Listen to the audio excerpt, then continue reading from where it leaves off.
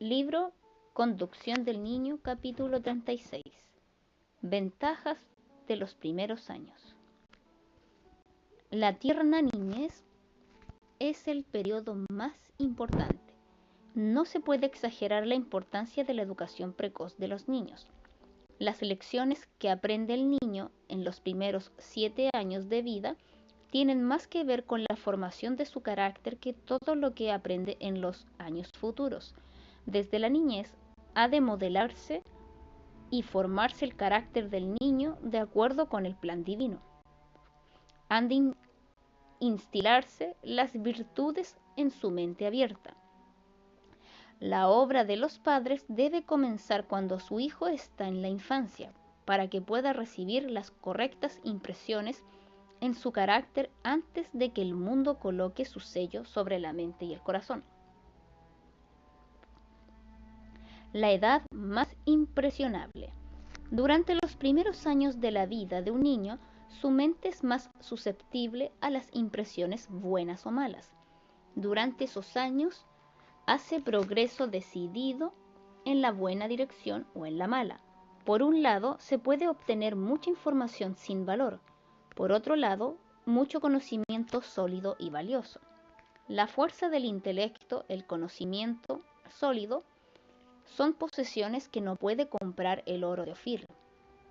Su precio supera al del oro o de la plata. Rara vez se olvidan las primeras impresiones. Las criaturas, niños y jóvenes no debieran oír una palabra impaciente del padre, la madre o cualquier miembro de la familia, porque reciben impresiones muy precoces en la vida, y lo que los padres lo hacen hoy, ellos serán mañana, y al día siguiente y al siguiente.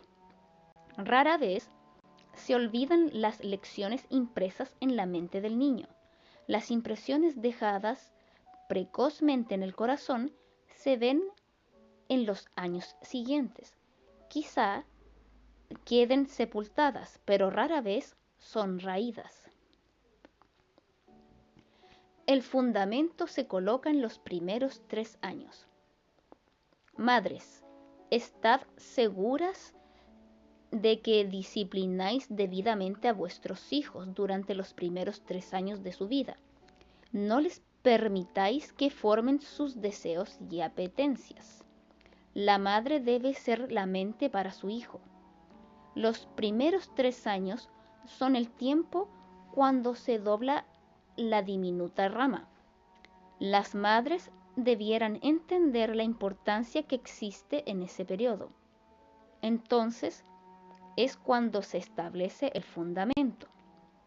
Si esas primeras lecciones han sido defectuosas, como sucede a menudo, por amor a Cristo, por amor al bien futuro y eterno de vuestros hijos, procurad preparar el daño que habéis hecho. Si habéis esperado hasta que vuestros hijos tuvieron 3 años para comenzar a enseñarles dominio propio y obediencia, procurad hacerlo ahora, aunque será mucho más duro. No es tan difícil como se supone generalmente. Mucho de la ansiedad y dolores de los padres podría haberse ahorrado si se hubiera enseñado a los niños desde su cuna que su voluntad no podía constituirse en ley y se podían complacer continuamente sus caprichos. No es tan difícil como se supone generalmente enseñar a los niñitos que sofoquen sus estallidos de mal genio y sometan sus accesos de pasión. No pospongáis esta obra. Muchos descuidan su deber durante los primeros años de la vida de sus hijos, pensando que cuando lleguen a ser mayores tendrán entonces mucho cuidado para reprimir lo malo y educarlos en lo bueno. Pero la época en que deben llevar a cabo esta obra es cuando los niños son tiernos, lactantes en sus brazos. No es correcto que los padres mimen y echen a perder a sus hijos, ni tampoco es correcto que los maltraten. Una conducta firme, decidida y recta producirá los mejores resultados. Cuando he llamado la atención a los padres por los hábitos erróneos que han fomentado en sus tiernos hijos, algunos padres han manifestado completa indiferencia.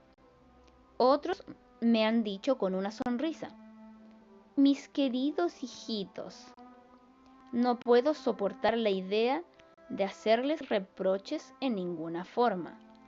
Ya se mejorarán con la edad. Entonces se avergonzarán de sus estallidos de mal genio. No es lo mejor ser demasiado exigente y estricto con los pequeños. Ellos superarán los hábitos de mentir, engañar y ser indolentes y egoístas.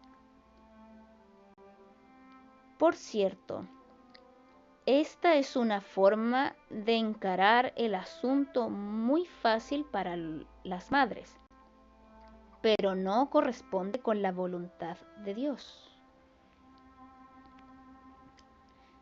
Desbaratad los esfuerzos de Satanás para apoderarse de los pequeños. Padres, por regla general, fracasáis en comenzar precozmente vuestra obra. Permitís que Satanás ocupe de antemano el terreno del corazón sembrando las primeras semillas. Tenéis una obra que hacer para que Satanás no se posesione de vuestros hijos y os los arrebate antes de que hayan salido de vuestros brazos. Madres, debéis ocuparos de que los poderes de las tinieblas no gobiernen a vuestros pequeños. Debéis determinaros para que el enemigo no levante su estandarte de tinieblas en vuestro hogar. Preparación también para la vida práctica. No hay sino unos pocos que emplean tiempo para considerar cuidadosamente que cierto conocimiento tanto de las cosas temporales como eternas puede ser obtenido por sus hijos durante sus primeros 12 o 15 años. En los primeros años de la vida, los hijos no solo debieran obtener conocimiento de los libros, sino que debieran aprender las artes esenciales de la vida práctica. Esto último no debiera impedir lo primero.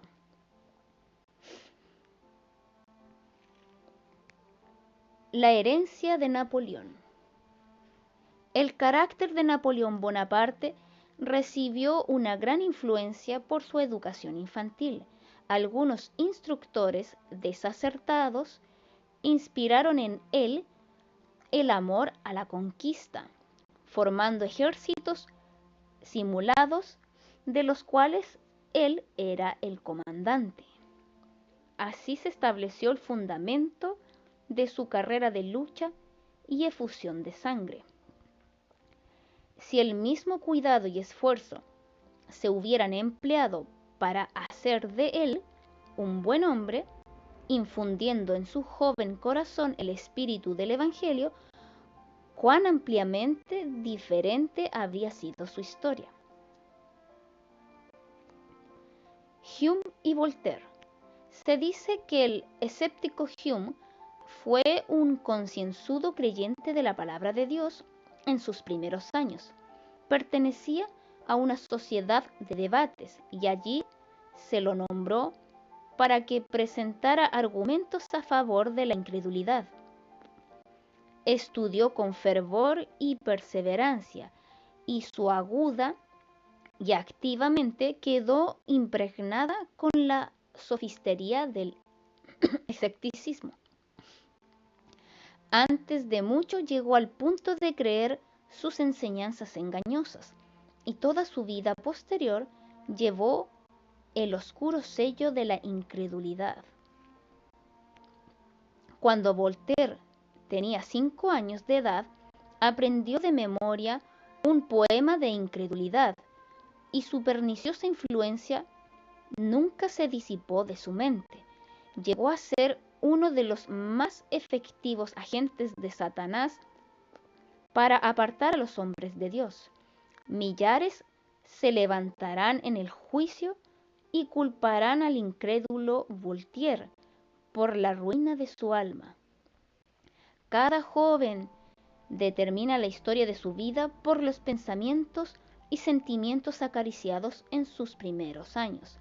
Los hábitos correctos, virtuosos y viriles, formados en la juventud, se convertirán en parte del carácter y, por regla general, señalarán el curso del individuo por toda la vida. Los jóvenes pueden convertirse en depravados o virtuosos a elección propia. Tanto pueden llegar a distinguirse por hechos dignos y nobles como por grandes crímenes y maldad. La recompensa de Ana. A cada madre se confían oportunidades de valor inestimable e intereses infinitamente preciosos. Durante los 3 primeros años de la vida del profeta Samuel, su madre le enseñó cuidadosamente a distinguir entre el bien y el mal, usando cada objeto familiar que lo rodeaba. Procuró dirigir sus pensamientos hacia el Creador. En cumplimiento de su voto de entregar su hijo al Señor, con gran abnegación, lo colocó bajo el cuidado de Elí, el sumo sacerdote, para ser preparado para el servicio en la casa de Dios. Su primera educación lo indujo a mantener su integridad cristiana. ¿Qué recompensa recibió Ana? ¿Y qué estímulo a la fidelidad es su ejemplo?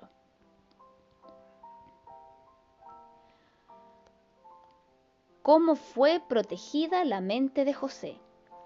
Las lecciones que dio Jacob a José en su juventud, al expresar su firme confianza en Dios y relatarle vez tras vez las preciosas evidencias de la amante bondad de Dios e incesante cuidado, fueron precisamente las lecciones que necesitó en su destierro entre un pueblo idólatra.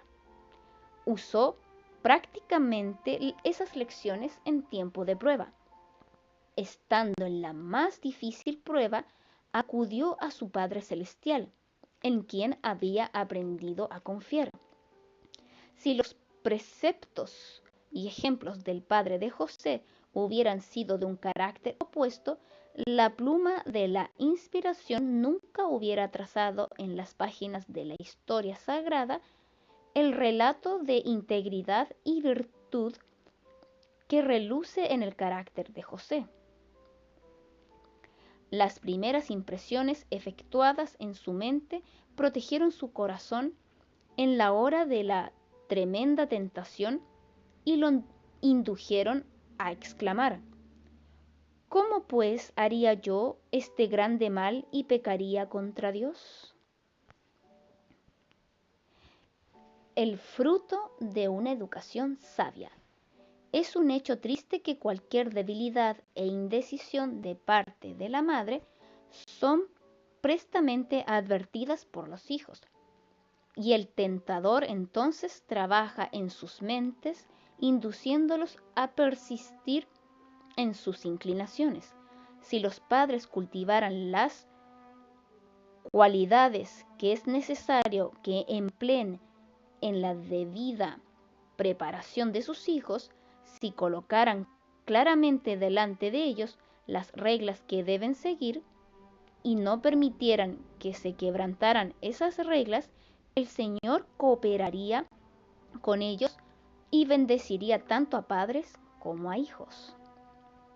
Desde una edad muy tierna, Los niños están al alcance de influencias desmoralizadoras, pero los padres que profesan ser cristianos no parecen discernir el mal de su propio proceder.